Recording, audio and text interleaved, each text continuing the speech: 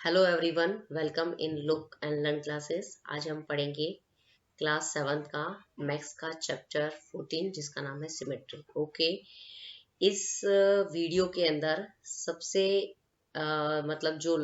इस चैप्टर के अंदर जितने भी इम्पोर्टेंट लाइन है वो मैंने आपको हाईलाइट कर दी है। क्लियर?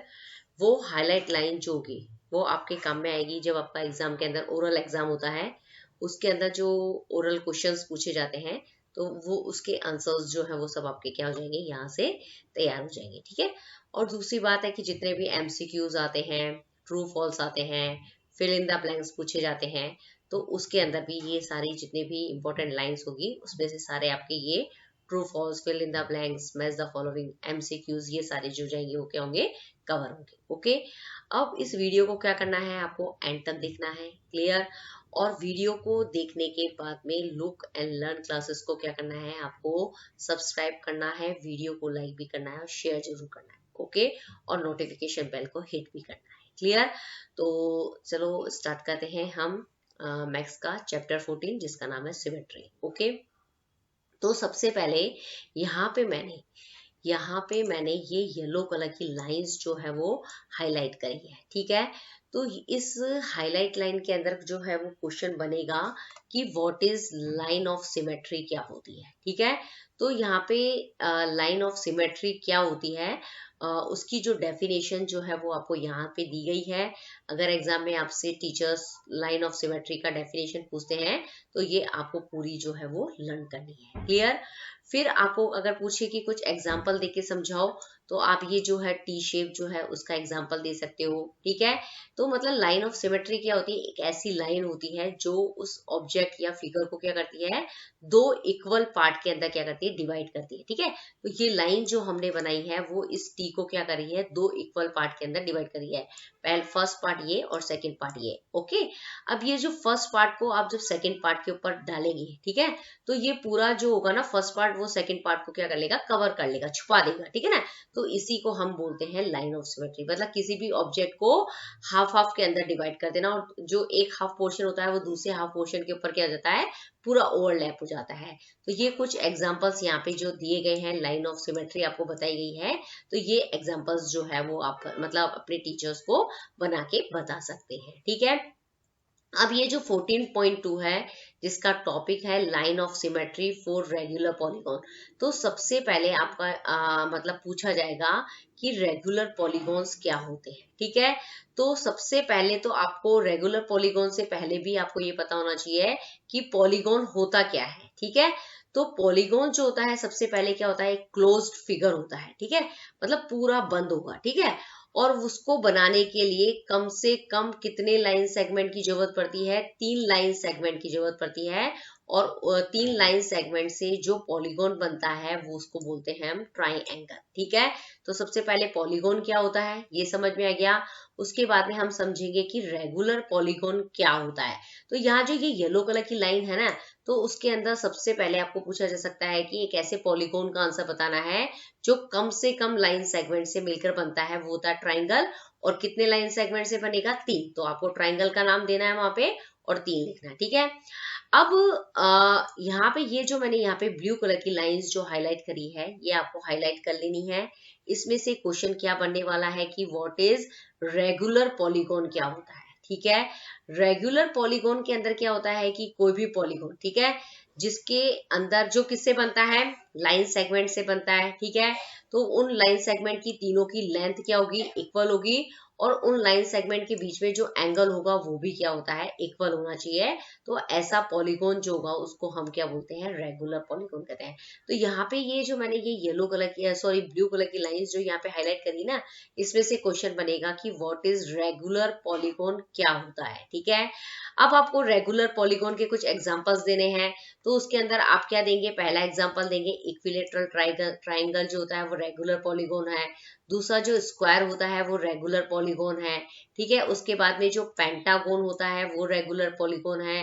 प्लस जो हेक्सागोन होते हैं वो क्या होते हैं, रेगुलर पॉलीगॉन के अंदर कंसीडर किए जाते हैं। अब क्यों किए जाते हैं उसका रीजन यहाँ पे दिया गया है कि आपसे अगर एग्जाम में पूछा जाता है कि इक्विलेटरल ट्राइंगल जो है वो रेगुलर पॉलीगॉन क्यों है, तो सबसे पहले जो इक्विलेटरल ट्राइंगल है वो कितने लाइन सेगमेंट से बनता है, 3 लाइन सेगमेंट से बनेगा, फर्स्ट, सेकंड और ये थर्ड, ठीक है।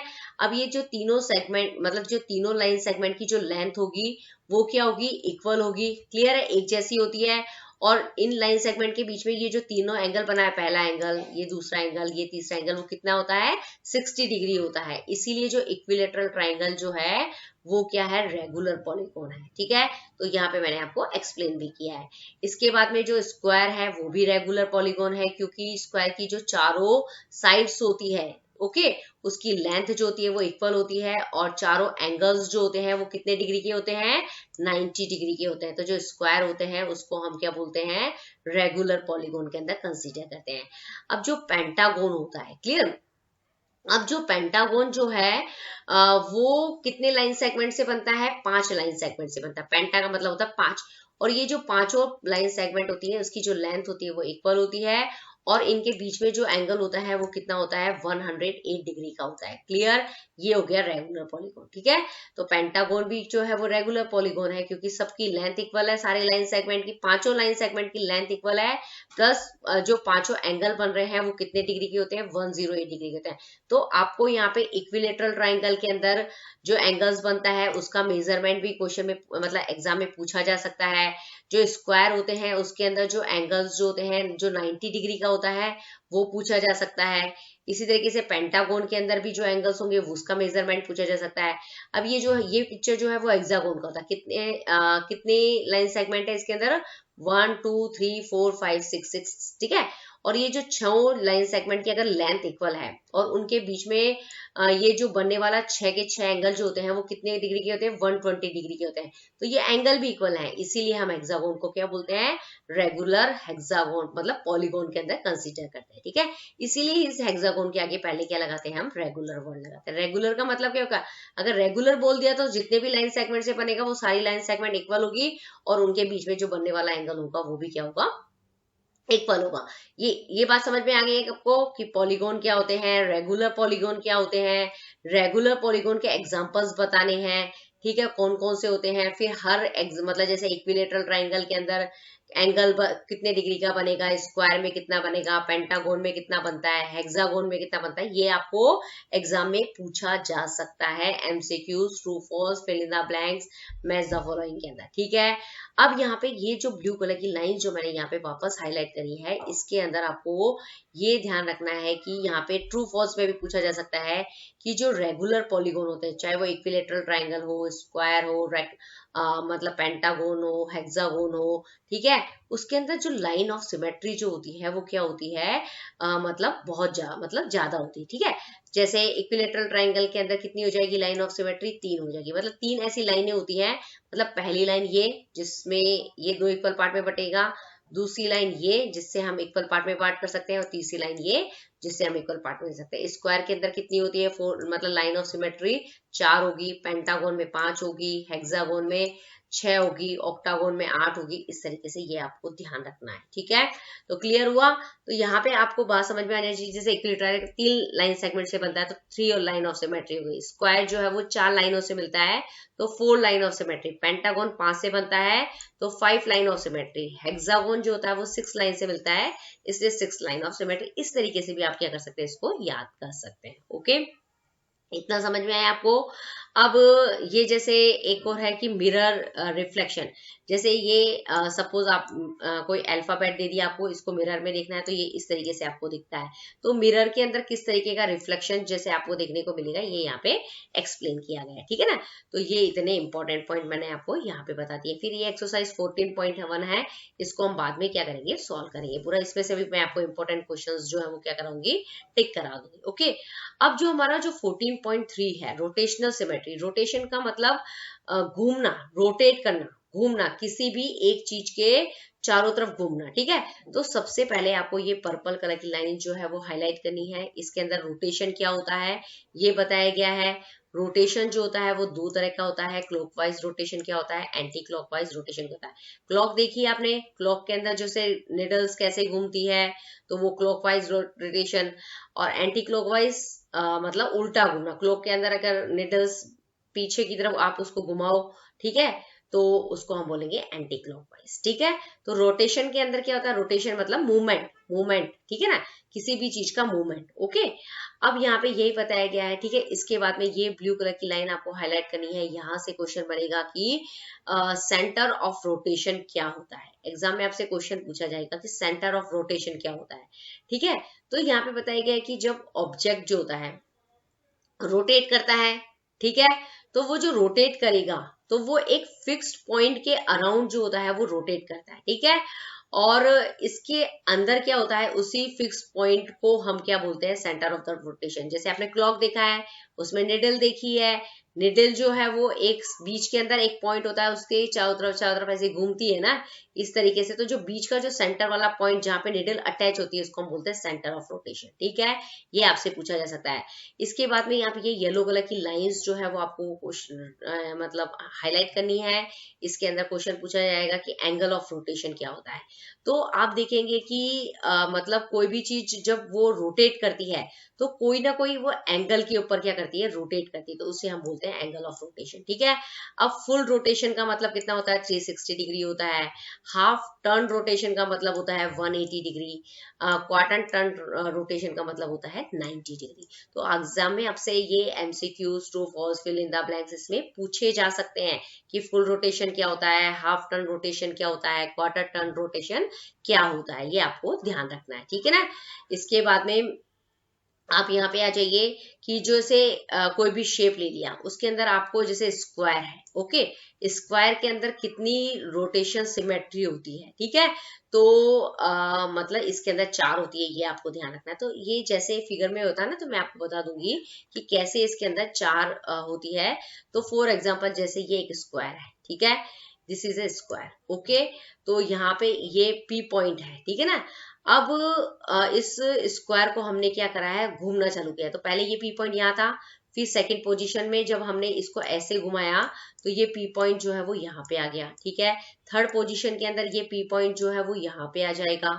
ओके, फोर्थ पोजीशन के मतलब ये जब हम इसको तीसरी बार घुमाएंगे, ये फर्स्ट टाइम घुमाए, ये सेकेंड टाइम, ये थर्ड टाइम, और जब हम इसको फोर्थ टाइम घुमाएंगे तो ये वापस अपनी ओरिजिनल पोजीशन में आ जाएगा।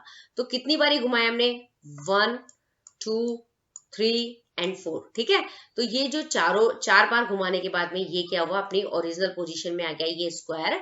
तो इसके अंदर कितनी सिमेट्री हो गई, 4 रोटेशन सिमेट्री हो गई। ठीक है ना, तो ये आपको इस तरीके से आपको मतलब आप किसी भी फिगर को घुमाओ और वो अपनी ओरिजिनल पोजीशन में मतलब जब वो वापस आता है, ठीक है, तो उसको हम बोलते हैं रोटेशन सिमेट्री ऑफ ऑर्डर। ठीक है, तो ये आपको ध्यान रखना है। ओके, तो यहाँ पे ये आपका इतना हुआ। अब यहाँ पे ये है कि कोई भी ऑब्जेक्ट होता है उसके अंदर मतलब जो रोटेशन सिमेट्री ऑफ ऑर्डर जो होता है वो क्या होता है, 1 होता है। ठीक है, क्यों होता है उसका रीजन समझा है, क्योंकि it occupies same position after rotation of 360।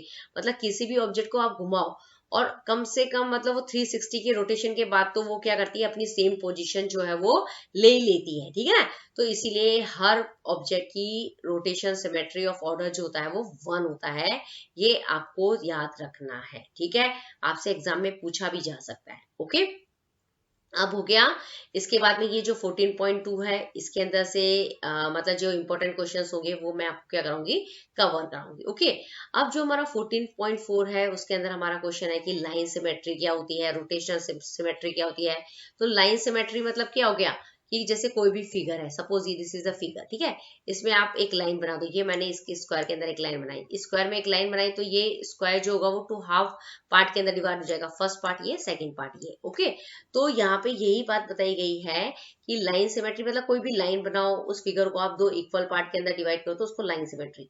अब रोटेशन सिमेट्री के अंदर क्या होता है कि आप उसको रोटेट करना है उसको, और वो रोटेट करने के बाद में उस रोटेट करने के बाद में वो मतलब आप उसको रोटेट कर रहे हो किसी भी फिगर को, किसी भी ऑब्जेक्ट को, तो वो कब अपनी ओरिजिनल पोजीशन में आता है, तो जितनी बारी वो ओरिजिनल पोजीशन में आता है वो उसकी रोटेशनल सिमेट्री कहलाती है। ठीक है, ये आपको क्या करना है, ध्यान रखना है। ओके, तो यहाँ पे ये पॉइंट जो है वो क्या आ गया, मतलब लाइन सिमेट्री क्या होती है, रोटेशन सिमेट्री क्या होती है, ये आपको मैंने यहाँ पे क्वेश्चन आपसे पूछा जा सकता है।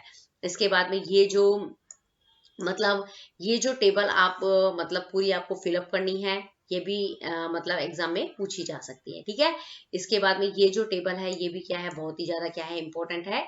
ये हम जब मतलब इसकी एक्सरसाइज करेंगे तब इसको क्या करेंगे, कवर करेंगे। लेकिन ये MCQs, true false, fill in the blanks, और जब ओरल एग्जाम होता है तो उसके अंदर आपको पूछा जा सकता है।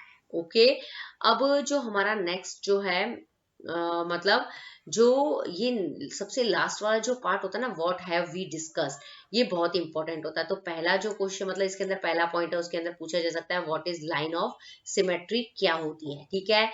अब ये जो दूसरा क्वेश्चन है उसके अंदर पूछा जा सकता है कि व्हाट इज रेगुलर पॉलीगॉन, कौन से होते हैं। अब जो रेगुलर पॉलीगॉन होते हैं उसके अंदर मतलब एक से ज्यादा लाइन ऑफ सिमेट्री प्रेजेंट होती है। फॉर एग्जाम्पल जैसे इक्विलेटरल ट्राइंगल में 3 होती है, स्क्वायर में 4 होगी, पेंटागोन में 5 होगी, हेक्सागोन में 6 होगी। ये सारे रेगुलर पॉलीगॉन्स के मैंने आपको क्या बताए हैं, एग्जाम्पल बताए हैं, ठीक है ना। तो यहाँ पे रेगुलर पॉलीगॉन्स के जो है वो एग्जाम्पल भी आपको दिए गए हैं। तो ये टेबल्स जो है वो आपको बाय हार्ट जो है वो लर्न कर लेनी है। ओके, अब इसके अंदर जो ये फोर्थ पॉइंट है, इसके अंदर पूछा जा सकता है कि मिरर रिफ्लेक्शन क्या होता है। जो मिरर रिफ्लेक्शन जो होता है उसके अंदर लेफ्ट राइट ओरिएंटेशन जो होता है उसके हिसाब से हम देखते हैं ना, कोई भी मतलब कांच में आप देखने जाओगे तो आपका जो लेफ्ट होगा वो राइट दिखेगा, राइट होगा वो लेफ्ट दिखेगा, ये है, ठीक है। अब ये जो फिफ्थ पॉइंट है वो है रोटेशन से रिलेटेड, रोटेशन सिमेट्री से रिलेटेड है कि रोटेशन सिमेट्री के अंदर सेंटर ऑफ रोटेशन क्या होता है, एंगल ऑफ रोटेशन क्या होता है, ठीक है। ये दोनों की डेफिनेशन आपको लर्न कर लेनी है। अब इसके अंदर हाफ टर्न रोटेशन जो होता है वो कितने डिग्री पे होता है, ये आपको ध्यान रखना है। क्वार्टर टर्न रोटेशन जो होता है वो कितने डिग्री पे होता है, ये आपको ध्यान रखना है। रोटेशन जो होता है वो दो तरह का होता है, क्लॉकवाइज भी होता है, एंटी क्लॉकवाइज भी होता है, ये आपको ध्यान रखना है। अब ये है कि ये जो 6 नंबर का पॉइंट है इसके अंदर पूछा जा सकता है कि व्हाट इज रोटेशनल सिमेट्री क्या होती है।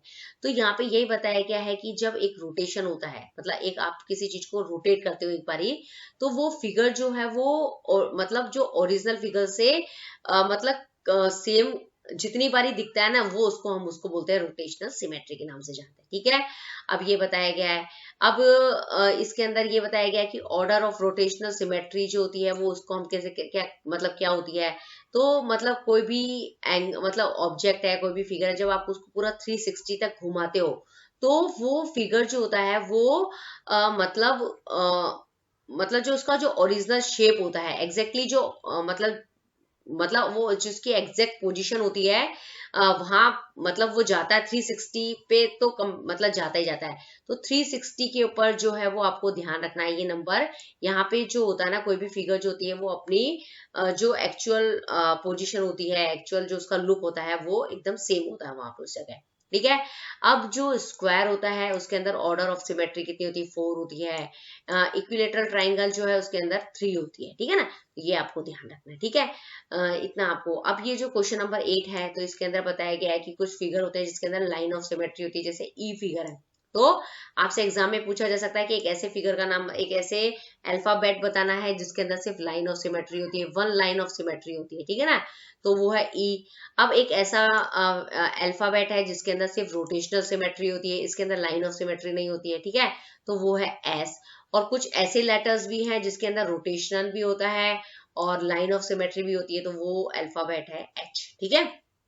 ये हो गया। अब इसके बाद में ये जो सबसे लास्ट का पॉइंट है ये आपको ध्यान रखना है कि जो मतलब सिमेट्री होती है, हमने लाइन ऑफ सिमेट्री पढ़ा है, रोटेशन ऑफ सिमेट्री पढ़ा है, वो क्यों इंपॉर्टेंट है, ठीक है। तो इसका रीजन जो है वो यहाँ पे बताया गया है कि जो सिमेट्री होती है उसका डे टू डे लाइफ के अंदर बहुत ज्यादा यूज हुआ है। काफी जो ब्यूटीफुल डिजाइन जो है वो हम सिमेट्री के बेसिस पे क्या कर सकते हैं, बना सकते हैं, प्रोवाइड कर सकते हैं। तो ये पूरे जो है ना आपके ये जितना भी मैंने टॉप मतलब इंपॉर्टेंट पॉइंट्स बताए हैं, इसमें सारे MCQs, true false, fill in the blanks और ये सब जो है वो आपके क्या हो जाएंगे, कवर हो जाएंगे। ओरल एग्जाम की जो है वो प्रिपरेशन हो जाएगी। तो ये मतलब बहुत ही हेल्पफुल रहेगा आपके लिए वीडियो। तो आपने पूरा वीडियो देखा, आई होप आपको ये वीडियो जरूर पसंद आया। तो आपको क्या करना है, सबसे इम्पोर्टेंट काम अभी हैंड टू हैंड ही क्या करना है, लुक एंड लर्न क्लासेस को क्या करना है, सब्सक्राइब करना है, वीडियो को लाइक करेंगे, शेयर करेंगे, नोटिफिकेशन बेल को हिट करेंगे। तो वीडियो को देखने के लिए, सब्सक्राइब करने के लिए thank you very much. Okay.